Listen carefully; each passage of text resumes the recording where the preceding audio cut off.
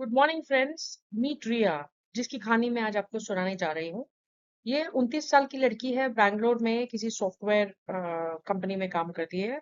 50,000 हर महीने net take home salary है। 6 साल से काम कर चुकी है और कंसिस्टेंटली प्रमोशंस भी ले रही है। एक दिन वो बैठी अपना नेटवर्थ कैलकुलेट करने के लिए। उसने देखा मैं 50,000 हर महीने मेरे बैंक अकाउंट में आ तो रहे हैं, लेकिन सेविंग्स अकाउंट में सिर्फ 18,000 क्यों? और इन्वेस्टमेंट्स बिल्कुल जीरो। उसके ऊपर आउटस्टैंडिंग लोन 1.2 लाख, यानी कि नेटवर्थ तो नेगेटिव है। आइए आज समझते हैं ऐसा क्यों होता है हम सबके साथ। The real villain my friends is lifestyle creep. Riya ने कोई बहुत बड़ा गलत डिसीजन नहीं किया, ना ही कहीं गैम्बलिंग जुआ में पैसा हारा है। पहले जब उसने काम करना शुरू किया था, उसकी सैलरी थी 25,000, जिसमें से एक्सपेंसेस होते थे 22,000, यानी सिर्फ 3,000 बचता था। अब 6 साल के बाद अगर सैलरी टेक होम 50,000 हो गई है, तो एक्सपेंसेस भी बढ़कर 47,000 हो गए, यानी कि डबल से ज्यादा हो गए हैं। तो इसका मतलब गैप तो वहीं का वहीं है। आपकी सेविंग्स 3,000 की 3,000 ही रही है। और ऐसा सब क्यों हुआ है? क्योंकि जनाब, तनख्वाह बढ़ने से उन्होंने सोचा अब तो मैं मेट्रो क्यों, मैं टैक्सी से जाती हूँ। खाना घर में कौन बनाता है, चलो जोमेटो से ऑर्डर कर लिया जाए।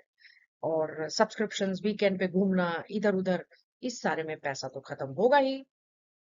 जो गलती रिया ने की, आमतौर पर बहुत सारे लोग ही करते हैं, वो ये है कि इन्वेस्टमेंट ना करना। एक सिंपल कैलकुलेशन बता देती हूँ। अगर हर महीने में सिर्फ 8,000 रुपए रिया ने बचाए होते, सैलरी का सिर्फ 16% पिछले 6 सालों में, तो वो 12% एनुअल रिटर्न के हिसाब से आज उनका पोर्टफोलियो होता 7.8 lakh rupees. Yes, you heard it right. Net worth zero होने के बदले, नेगेटिव होने के बदले 8 लाख रुपए आज उनके पास होते थे। रिया को उस रात बात समझ तो आ गई, क्या गलती की है उसने। So the golden rule she adopted was पे योरसेल्फ फर्स्ट। उसी रात से उसने अपना पहला एसआईपी स्टार्ट कर दिया। 10,000 ऑटो डेबिट, सैलरी क्रेडिट होने के दूसरे ही दिन। यानी पे yourself first principle. Friends, this principle is very important और आपको भी ये लगाना बहुत जरूरी है अपनी लाइफ में। सैलरी या आपका इनकम आते ही सबसे पहले पे yourself first, that is start making investments. बाकी जितना पैसा बचता है उतना ही खर्चा करना है। शहरों में जितने भी लोग काम करते हैं, उन सब की यही कहानी है।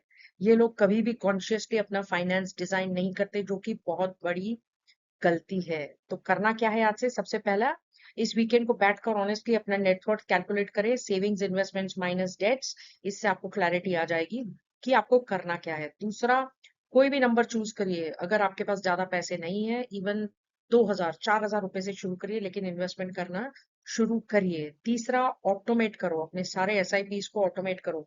ऑटोमेट होगा तो आपके ऊपर डिपेंडेंट नहीं रहेगा वो, और आपकी सेविंग्स चलती रहेंगी।